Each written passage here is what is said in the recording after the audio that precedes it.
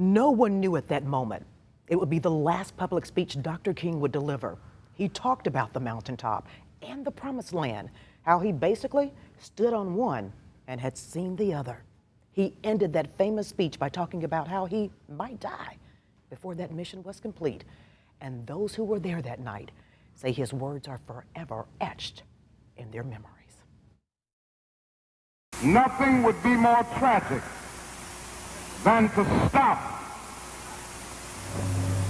at this point in Memphis. It's been 50 years since Dr. Martin Luther King Jr. gave his famous mountaintop speech at Mason Temple in Memphis, Tennessee. He was our leader. He gave us strength. He gave us motivation. He was an example, and he preached brotherhood and peace. And Tennessee State Representative Johnny Turner remembers that night like it was yesterday. I have never, before that time and since that time, seen something like that. I mean, lightning, thundering, it was just indescribable. It's kind of like an omen.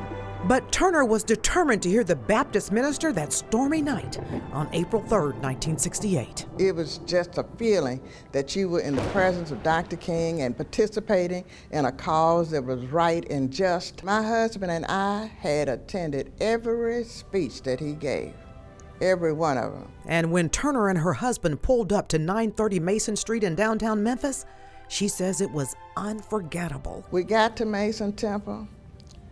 The place was packed. We had to sit up in the balcony. Like anybody, I would like to live a long life. He mounted that pulpit, and boy, what a sermon he gave. Up to now, only the garbage men have been feeling pain. It was just something about his presence.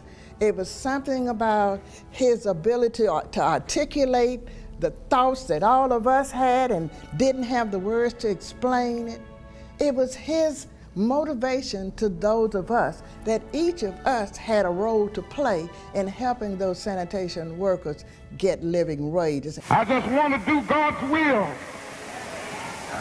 And he's allowed me to go up to the mountain.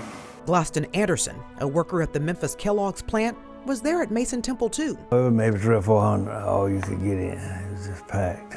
Anderson says King's words electrified the room. They just shouted, and they grabbed him and hugged him.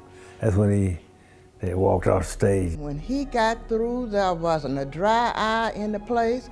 It was no one sitting.